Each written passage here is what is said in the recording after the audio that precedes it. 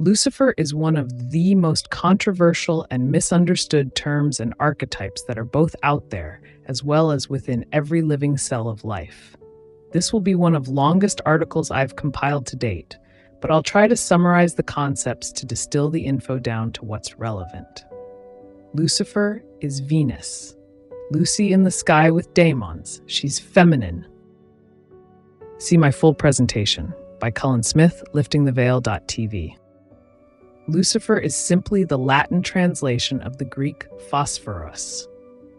Origins of light-bearing, Lucifer, Phosphorus, N. Substance or organism that shines of itself, 1640s, from Latin phosphorus, light-bringing.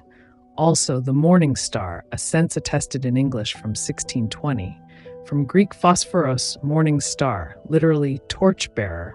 From phos, light, contraction of phos, light, daylight, related to phainin, to show, to bring to light, see phantasm, plus phoros, bearer, from pherein, to carry, see infer. Phosphorus, Greek phosphoros, phosphoros, a name meaning light bringer, is the morning star, the planet Venus in its morning appearance. Phosphorus, and Phosphorus are forms of the same name in some Greek dialects. Another Greek name for the morning star is Heosphoros, Greek Eosphoros, meaning dawn bringer. The form Eosphoros is sometimes met in English as if from Eosphoros, Osphoros, which is not actually found in Greek literature, but would be the form that Osphoros would have in some dialects. As an adjective, the Greek word phosphoros is applied in the sense of light-bringing to, for instance, the dawn, the god Dionysos, pine torches, the day, and in the sense of torch-bearing, as an epithet of several god and goddesses, especially Hecate, but also of Artemis, Diana, and Hephaestus. This is why the Princess Diana Memorial is a torch standing on a 5-pointed star of Venus, Diana Lucifera, carrying the torch through the underworld for the light of dawn the next day. The Latin word Lucifer, corresponding to Greek phosphoros, was used as a name for the morning star and thus appeared in the Vulgate translation of the Hebrew word Hillel, Alel, meaning Venus as the brilliant, bright, or shining one, in Isaiah 14:12, where the Septuagint Greek version uses not phosphoros, but eosphoros. As a translation of the same Hebrew word, the King James Version gave Lucifer. Modern translations of the same passage render the Hebrew word instead as morning star, day star, shining one, or shining star, the sun. In Revelation 22, verse 16, Jesus is referred to as the morning star, but not as Lucifer in Latin, nor as Phosphoros in the original Greek text, which instead has o astir, o lambros, o proinos, ho aster, ho lampros, ho proinos, literally, the star, the bright of the morning. In the Vulgate Latin text of 2 Peter 1:19, the word Lucifer is used of the morning star in the phrase, until the day dawns and the morning star rises in your hearts, the corresponding Greek word being phosphoros. Don't you see the correspondence between Jesus and Lucifer as both names and symbols heralding the golden dawn, the light of the world, the sun and daylight? The morning star is an appearance of the planet Venus, an inferior planet, meaning that its orbit lies between that of the Earth and the Sun. Depending on the orbital locations of both Venus and Earth, it can be seen in the eastern morning sky for an hour or so before the sun rises and dims it, or in the western evening sky for an hour or so after the sun sets, when Venus itself then sets. It is the brightest object in the sky after the sun and the moon, outshining the planets Saturn and Jupiter, but while these rise high in the sky, Venus never does. This may lie behind myths about deities associated with the morning star, proudly striving for the highest place among the gods, yet being cast down.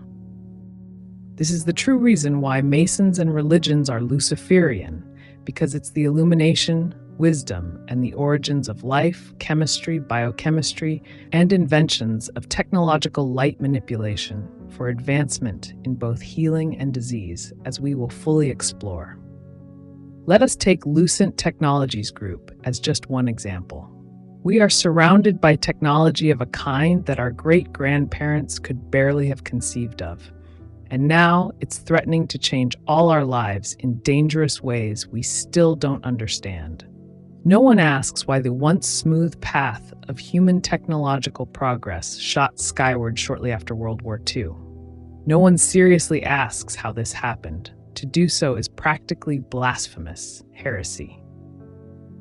Bell Laboratories, a division of American Telephone and Telegraph, was at the center of it all, unleashing one world-changing technology after another. Perhaps it's worth taking a look at the strange symbolism they often used, particularly during their ill-fated 90s makeover as Lucent Technologies, because it might answer some questions about the origins of our current technocratic dystopia. It's high time we dive into deep esoteric magic. Lucent Technologies was bought by Alcatel and comes by way of Bell Laboratories from Alexander Graham Bell, again a telephone and telegraph industry, which was initially the very spark of electricity and power, akin to the mythical Promethean technological fire from the gods in communication industries that sparked the light of innovation that blinded us to the coming dark night of technocratic takeover.